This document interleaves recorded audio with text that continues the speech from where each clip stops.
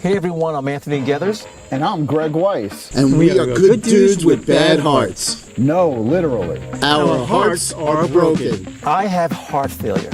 And I have a transplant. We never thought we'd have heart problems. But we do. And they're real. And they suck. And that's why we're here. To talk to you about heart failure, heart attacks, and everything that comes with these conditions. Each week we will bring you an episode featuring guests with heart issues. We're talking about doctors and health professionals. And we're talking about everyday people. Like you and I. Together, we'll share useful information. Providing useful lifestyle tips. And how to prepare heart-healthy meals. We'll tell our stories and hopefully make your hearts better. Welcome to Change of Heart. Hey, what's up, everybody, and welcome back to yet another episode of Change of Heart. And today I'm here with my co-host, Greg Weiss, and we want to thank everybody for the great comments and reviews we're getting and bringing the subject of heart disease to light in an honest format. And today we have a very special guest. We have Tracey Hathaway, and Tracey's going to tell her story. And she's going to start, Anthony, with the first question. What the hell happened? Let's talk about the history of it. Boy, straight to the point. That's what we do here. That's what we do here. Straight to the point. No warm up. No. Just straight to the point. I love it. I love it. Unfortunately, no foreplay is required for something that involves heart. You just gotta go into it. Think about when you're gonna get my story. Greg, what's it called again when you do the clear? Oh, a defibrillator. Defibrillator. What doctor, what EMT guy goes, you know something, let's give her a warm up first. And yeah. We're gonna warm you up. Just jump on it. Yes. That's the way it goes. Yep. Well, here you go. Here you go, straight to the point. So in 2011, I actually had a minor heart attack. One of the things that I didn't realize that was happening was, I'd feel my heart beating extremely fast. I'd have shortness of breath, and I would just chug a bottle of freezing cold water. I was leaving bottles of freezing cold water in my freezer. And was chugging them right before they crystallized. So I was on the phone with my daughter, and I happened to have one of those episodes, and she was like, "Mom, what's wrong with you?" And tears just started coming out of my eyes, and I was like, "I'm just having these problems, but I'm gonna go get some water." And she was like, "Mom, what is it?" I said, "It's my heart, honey, but I'm okay." Mm-hmm. And she said, "If you don't get to the hospital right now, I'm going to call your sister. I'm going to call my aunt." And at that point in time, I hung up with her. I went to my freezer. I chugged some water. And my sister FaceTimed me. And she's like, "Hey, sis, what's going on? Your daughter just called." So I was like, "Sis, I'm okay. Look, I need to be okay through tomorrow because I actually have an interview for another school. So I'm going to make it to the interview, but I'm just going to keep chugging this water." Okay? Because that's the only thing that actually makes me feel better. And she said, "Sis, if you don't get into your car right now and drive or call an ambulance, I'm going to fly down to where you're at." And at the time I was living in Austin. My sister was actually living in Massachusetts. And, from there, I promised her, that was my baby sister. And when I promised her something, I definitely followed through. So I promised her that I'd take myself to the hospital. I put 3 bottles of water in my car and drove myself to the ER. Wow. And now, were you at home? So you were at home at the time this happened? I was at home watching TV. Whoa. Wow. And you drove yourself there. You didn't have any major issues on the way. You weren't like you weren't at the point where you were just like feeling out of breathing sorts. heavy, or Yeah, I would feel like lightheaded, and there'd be like a shortness of breath, and I'd feel pain. But I would open up a tapping the bottle of gas, water. tapping the brake. Yeah, That was me. Mm. That was me. Wow. So you had that happen. Now, once you got to the hospital, like once you arrived at the hospital, like what did you do? Did you walk in there and go, "Shit, I can't breathe. I'm having a heart attack"? I walked in and I said to the people in ER, I says, "Look, I think I'm having a heart attack." And they sat me in a wheelchair and they said, "There's no way you're having a heart attack." And I said, "Yeah, I think I'm actually having a heart attack." And they said, "Well, how many fingers do I have up? How did you get here? Did you drive yourself?" And I was like, "Yeah, I drove myself. It was about a 20-minute ride." Wow. Wow. You didn't break any laws. No local laws from running any traffic lights to get there. I walked from the parking lot into the emergency ward, and they're like, "Okay."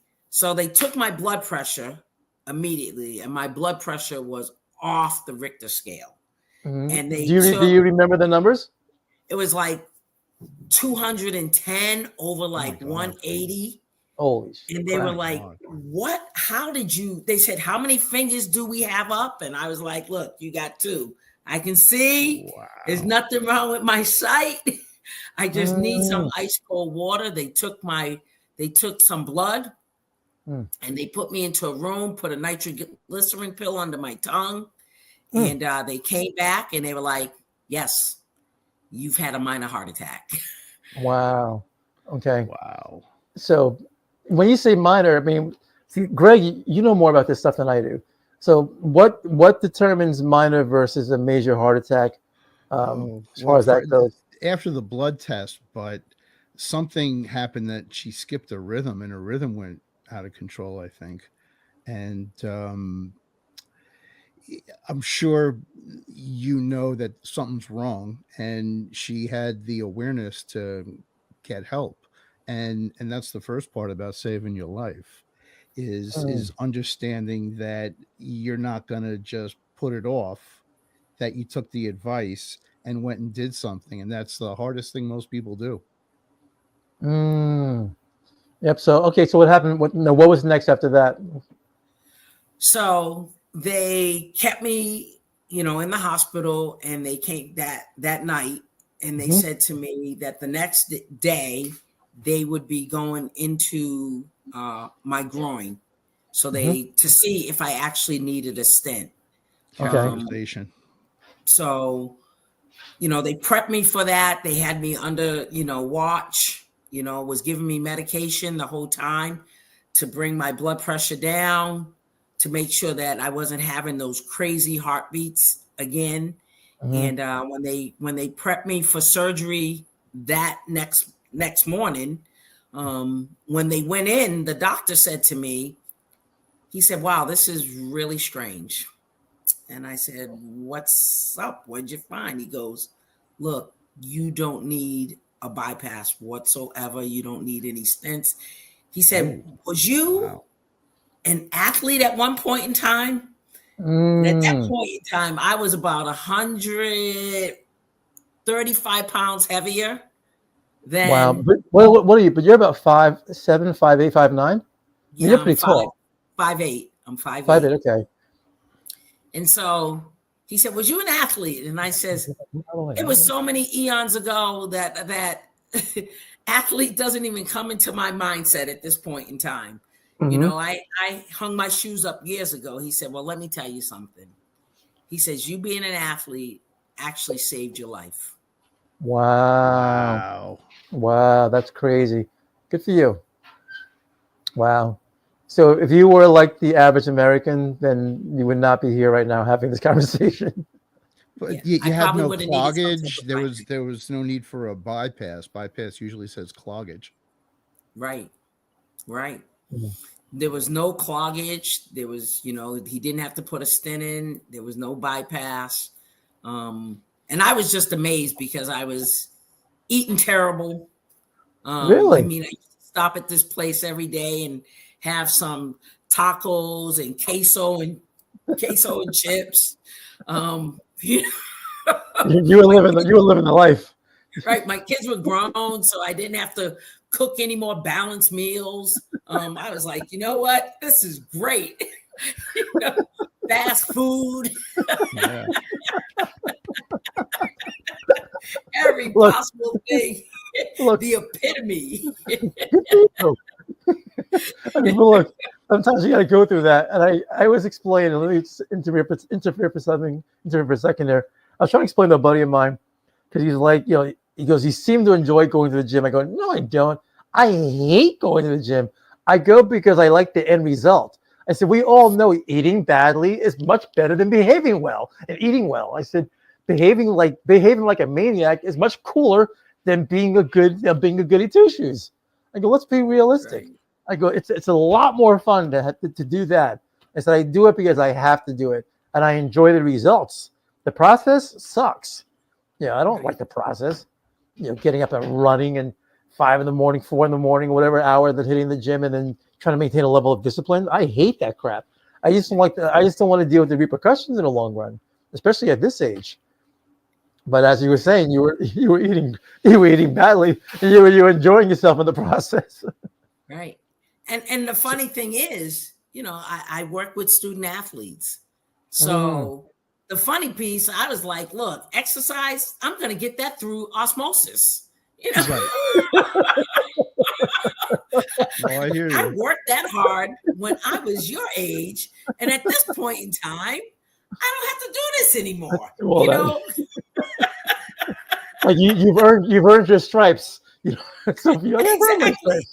I don't have to do that. Exactly. The coach yelling at me, getting up, running and working out at 5 o'clock in the morning, and then having a crazy practice later on during the day. Yep. I was like, that's for the birds.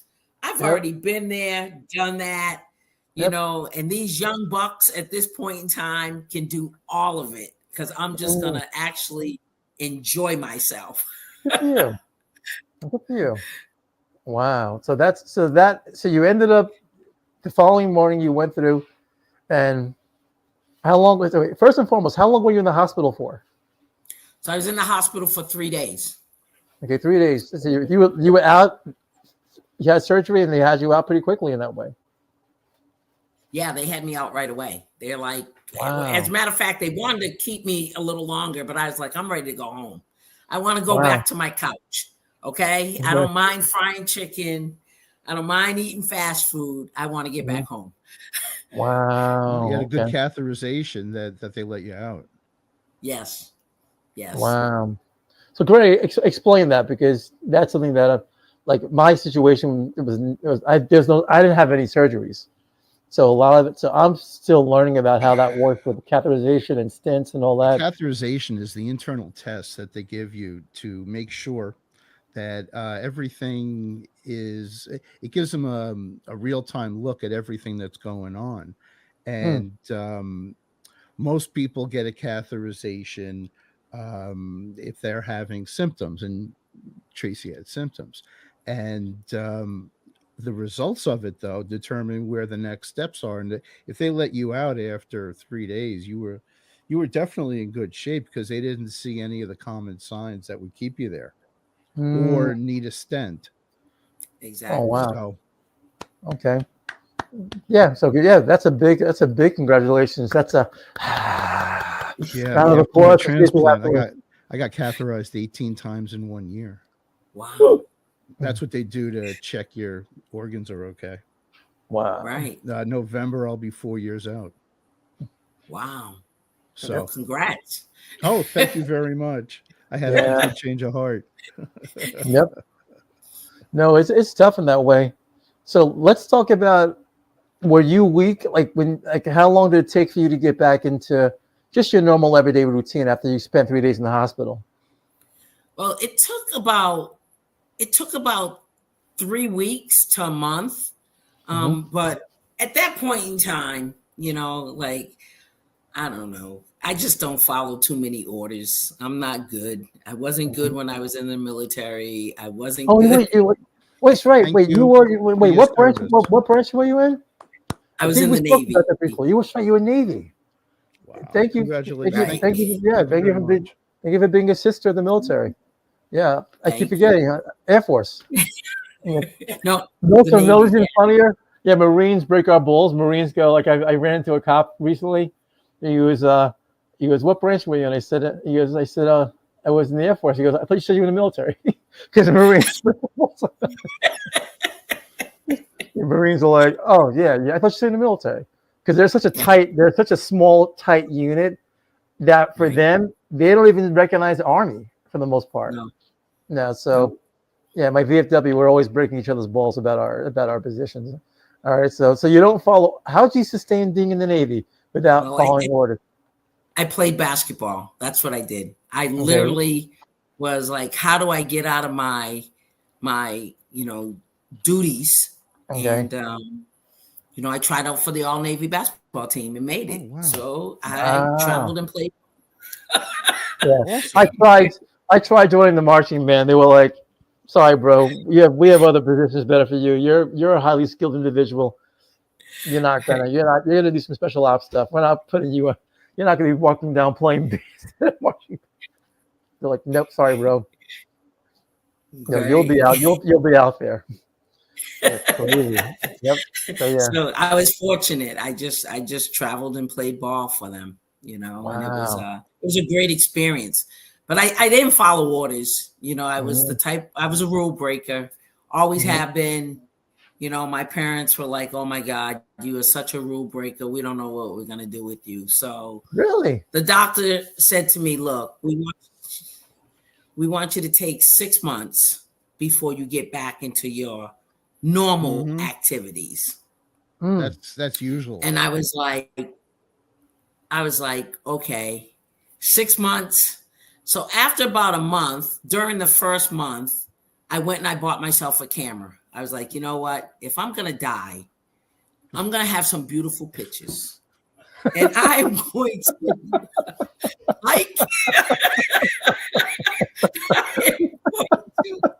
travel. I just have this image of you. Some guy finds you, you're killed over. Oh boy. There's your pictures. When she dies, she still looks good. Her family member. You used to want those pictures to be the ones at your funeral. Right. Oh, God. I called my baby sister up and I was like, where do you want to go? And she was like, well, sis, we can go to Vegas. And I was like, okay. And it was her 40th birthday. And I was like, not a problem. No stress in Vegas. Exactly. What happens in Vegas stays in Vegas, right? So, we're in Vegas. And I was like, you know what? If this is my last breath, I want to take a helicopter ride over the Grand Canyon. Oh, wow. And that's your 40th birthday gift from me. And so we went and took a helicopter ride, landed in the Grand Canyon. I was snapping away with my brand new camera. Good for you. Were you doing a lot of selfies going, look at me. I'm here. I'm in the Grand Canyon. I'm alive. There you go. Snap. I mean, that's a great way. If you happen to go, that's probably a great way to go. Exactly. And then I got back home. She flew home. I flew back home. And then I climbed a couple, cliffs, took some pictures there. I was like, okay, I guess I'm okay because nothing has happened. Wow. And I have some beautiful pictures. And you did that all within, you said you were in hospital 3 days. That was within 2 months, a month? 2 months. 2 months. Man, that's pretty ballsy. That's awesome. That is awesome. Yeah. Because look, most of the time we don't hear stories like that. We hear, it's the total opposite. You're short of going skydiving. Well, if I wasn't too heavy, I would have. You're like, I'm going to skydive in the Grand Canyon. No big deal. No shit that can get me out. Parachute gets lodged on it. Sometimes it's incredible. Yep. Exactly. Oh, wow. So no, you didn't do any food therapy. I mean, I say food therapy. Did you go straight into eating your normal old diet, eating badly, or did you? No. Okay. Yeah, I definitely changed that up because I was frying, a lot of chicken. I was eating a lot of fast food. It was easy for me to fry wings, and I was living in food mecca. Okay. I was in Austin, Texas at You were the in Austin, time. Texas. So you had a lot of barbecue and Yeah, a lot of a lot barbecue. of Absolutely. That's the place Terrible you could. food. Well, Not it's really, terrible for you, but it for tastes you, but it's it tastes good delicious. going down. It's just terrible once it lands. Then it's not the best to have. Yeah, That's right. that would be scary to be around such temptation, because that sounds like it's a lot of good fun stuff. Wow. So as far as drinking, like, were you Exactly. hydrating a lot? Were you drinking water? Were you a big soda drinker?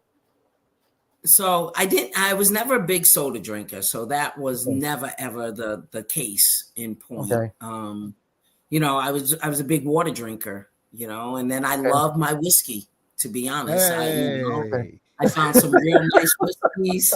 there you go. You got Greg's attention with I the can whiskey. relate to this.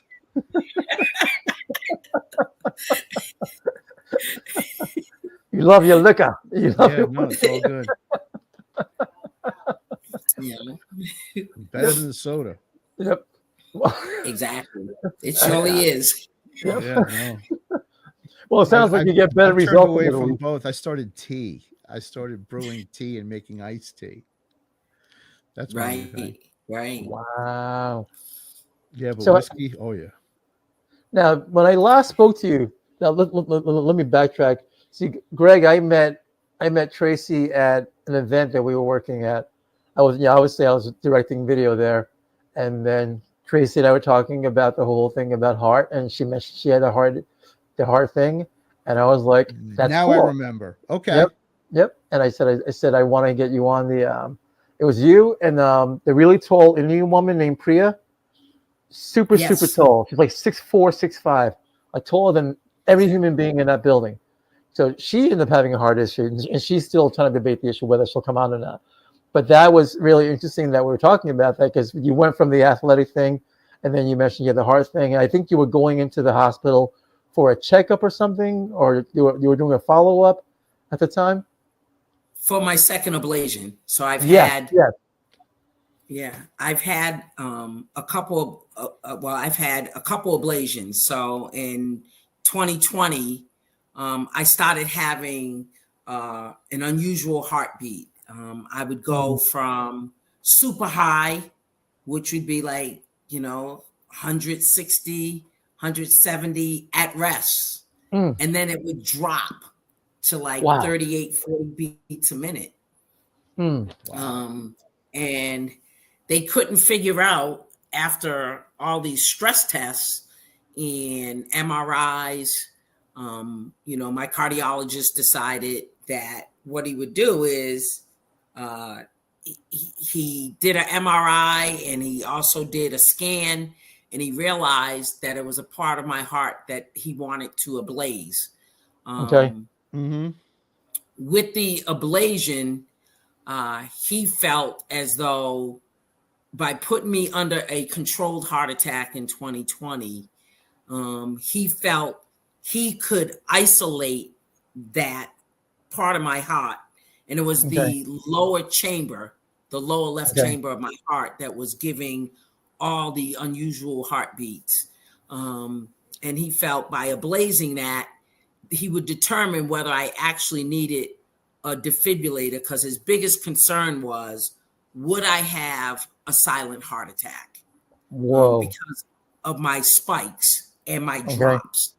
Okay.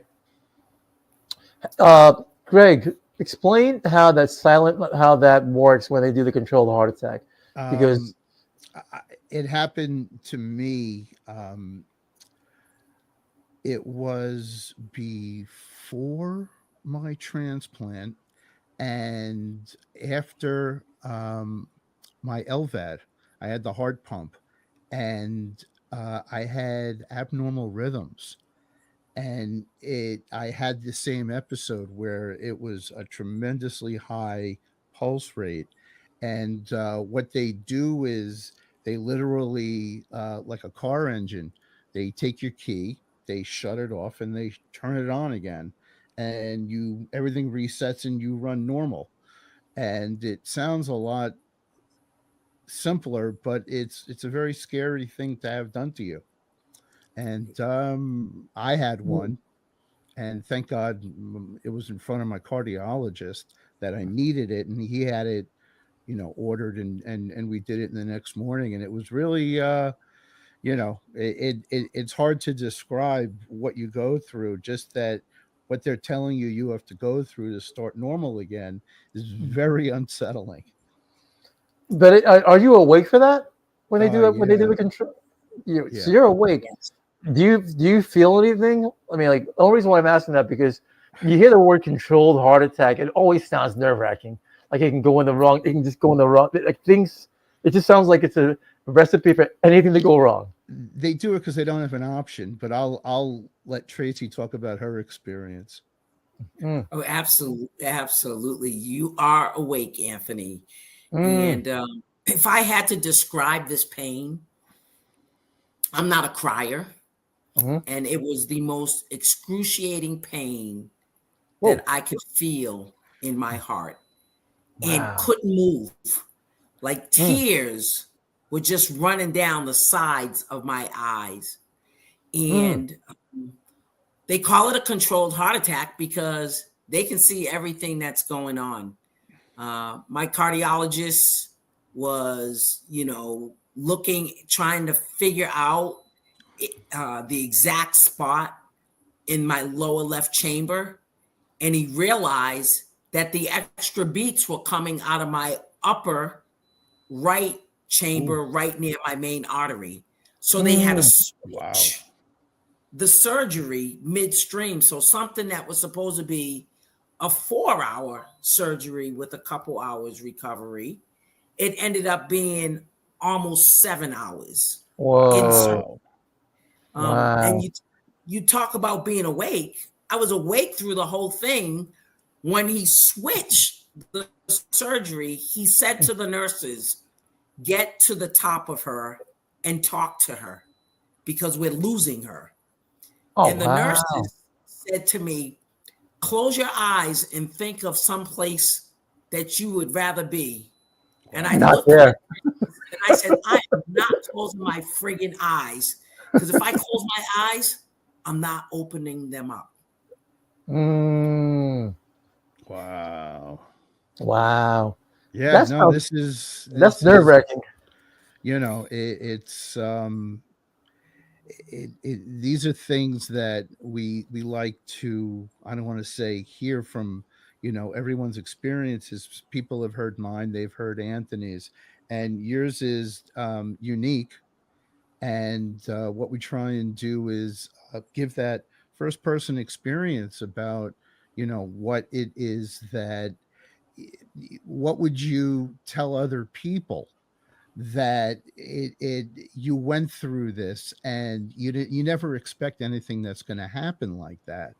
And when they tell you think of another place, and I mean, eventually you do, you're under a lot of stress, you're under a lot of aggravation, there's all this emergency going on. And when you got through it, what were you feeling? I mean, through it. Through the whole process? When you say through it, correct? No, the surgery after you recovered, like you were in the recovery room and it's over and they say you did fine. Well, I was in the recovery room just thankful. Just it just felt like I was exhausted.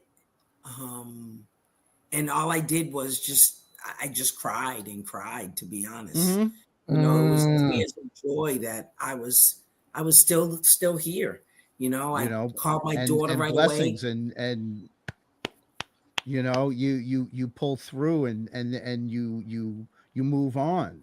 Yep. And just I've been through it a couple times, and you always look to a higher power for your your strength, and Absolutely.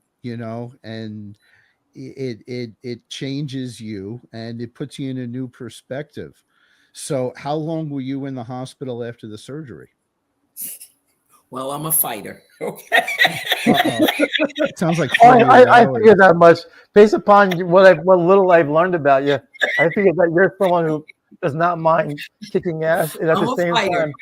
time, yep.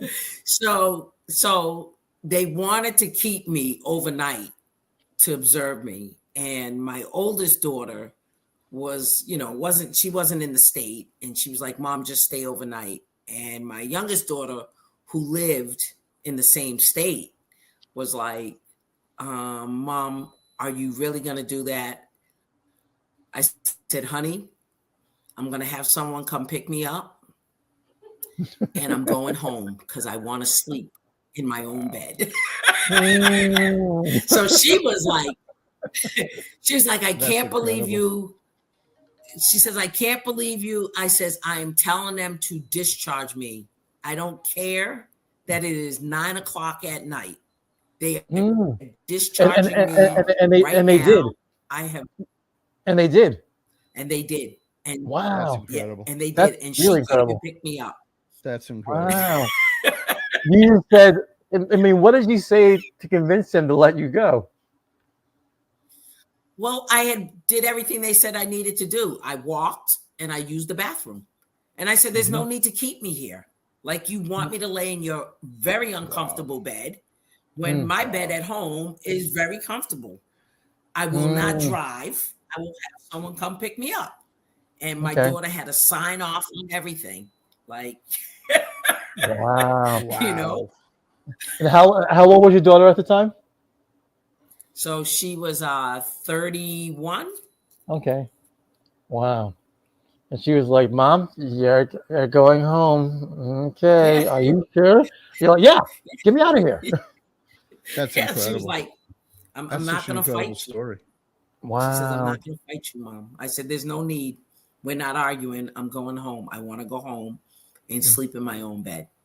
Mm. Wow. Let's fast forward to where you are today. So, now, how are you eating now? Like, what's your diet like now? What's your lifestyle? What's your lifestyle like right now, current day, 2024, in October? So I eat more balanced. I can really feel when I'm eating way too many meats and way too Okay. many fats. Okay. I've taken things like, I'll eat chips every once in a while, greasy things like that, but I just can't do a lot of it. Okay.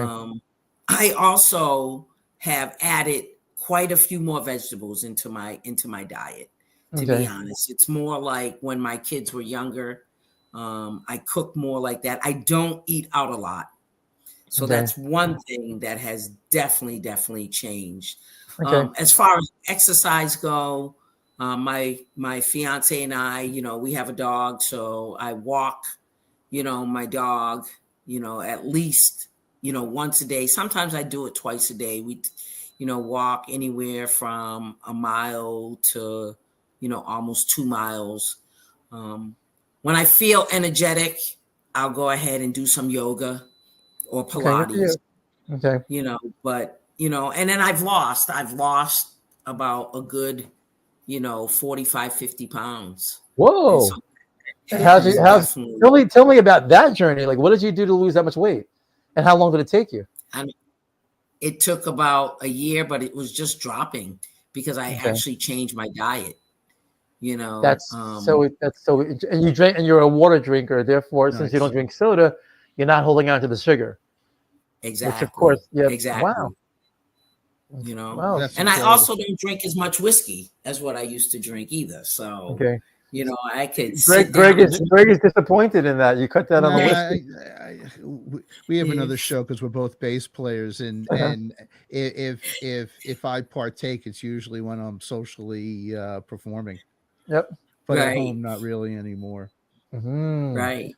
Okay, so you cut down on whiskey. You cut down on the whiskey, cut down on a lot of the meats.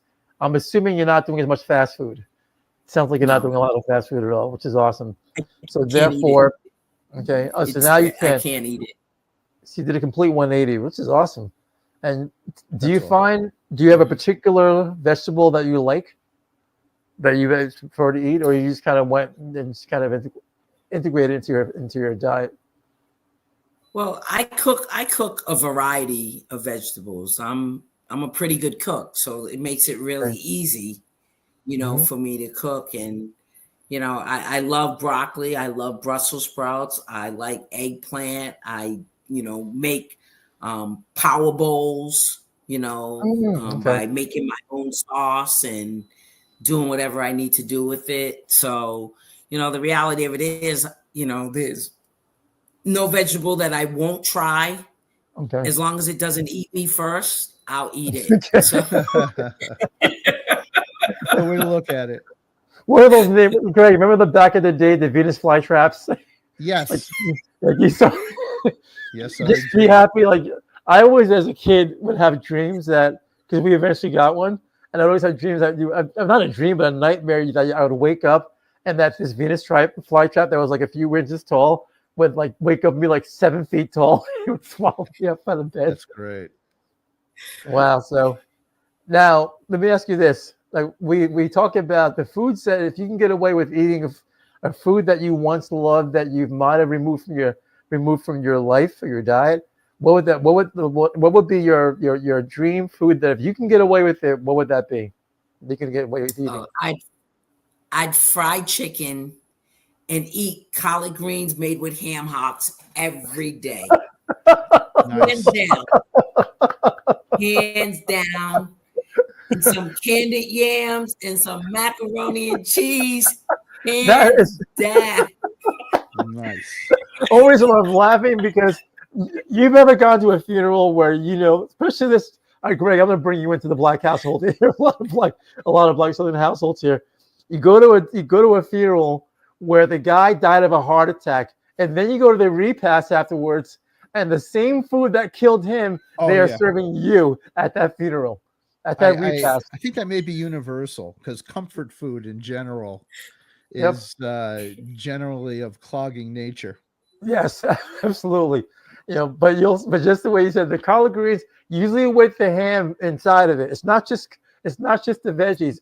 All the nutrients have been boiled out of the collard greens, and you have the ham or a ham hock, and then most people make it really soggy so there's no crunch to the vegetables. All the nutrients are gone, but it tastes so good. And then you have all the mac and cheese. And then a friend of mine made a four cheese mac and cheese. She's got mozzarella, cheddar, American. I mean, I'm like, so are you trying to kill us? That's crazy. Is that what you're trying to do? 4 cheese mac and cheese, and she's so proud of it. Crazy. Yep. So yeah. So that's a pretty good laundry list of food you want to eat there. So now, but in place of that, you have to have Brussels sprouts and broccoli instead. I mean, do you miss it? Do you miss eating like that? I still have my collard. Okay. No, not really. Not really, because you can spice up foods and you can make them taste, however you want them to taste. And as long as I have a variety of fresh vegetables, I'm good. I won't buy, like the frozen vegetables. I won't buy canned vegetables, so everything is fresh. If I'm making some type of, beans, I buy the dry beans and then make the beans. Okay. So again, everything is literally fresh. Wow. Do you check your blood pressure at all? So I don't, but when I go to the doctors, okay. I mean, I do go to the doctors normally. I go to my dentist normally, and my blood pressure has been, straight to the point, pretty normal.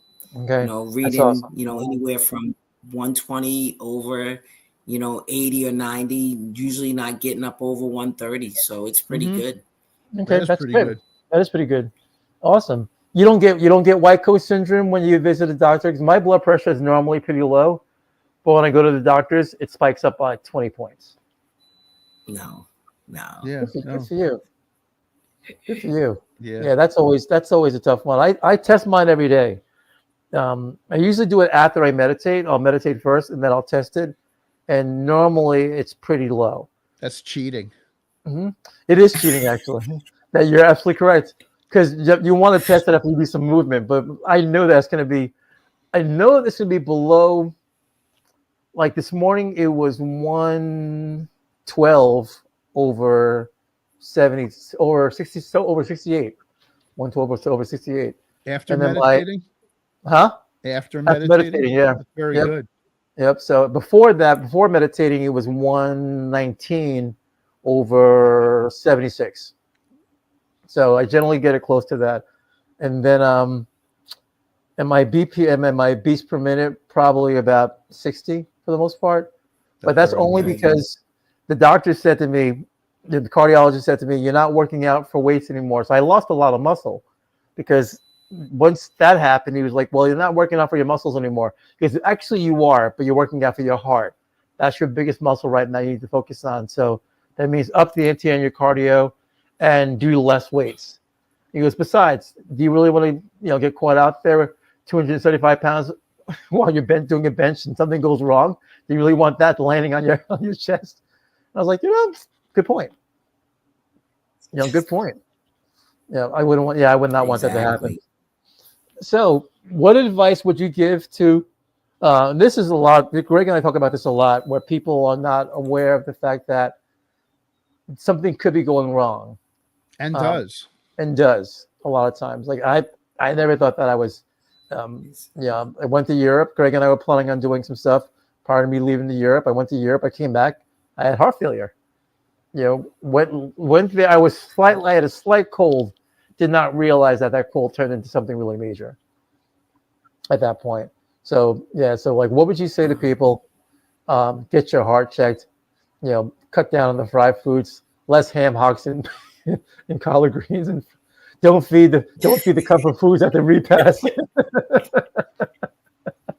Don't feed the people the food. Exercise, not bending your elbow as much.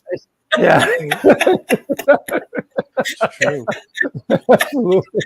Exactly. You're not doing those arm curls.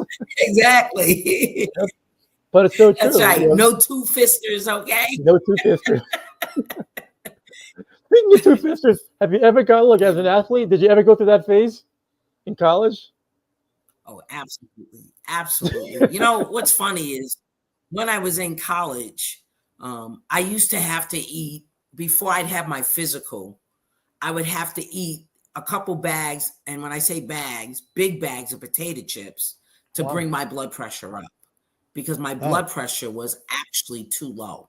So there were things that I was doing as a child that, to me, I was just like, look, I just want to play ball. I don't care how I do it. I want to play ball, not realizing that there's probably some things wrong then, you don't realize that, Wow. You're correct. So, that happened. And then all of a sudden, when I had kids, my blood pressure shot up to be uncontrollable. Okay. And then, they put me on medication, and I'm saying, okay, I'll just take the medication. They got it back under control. I had left a very stressful job. Raising kids is no stress. Okay. I'm sure. But,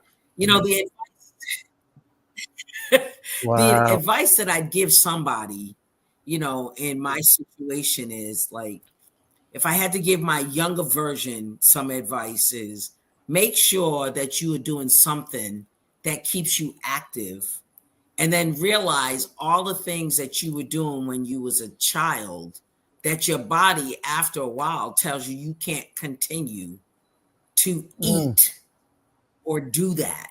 So you have to find things within your diet that you still like, because I think when you go on a diet, you actually kill a piece of yourself. Your body yearns whatever you're trying to take out, right? Yeah. But if you convince yourself that you are just adding something new and it's healthier, then you're not going to feel like you are taking something away.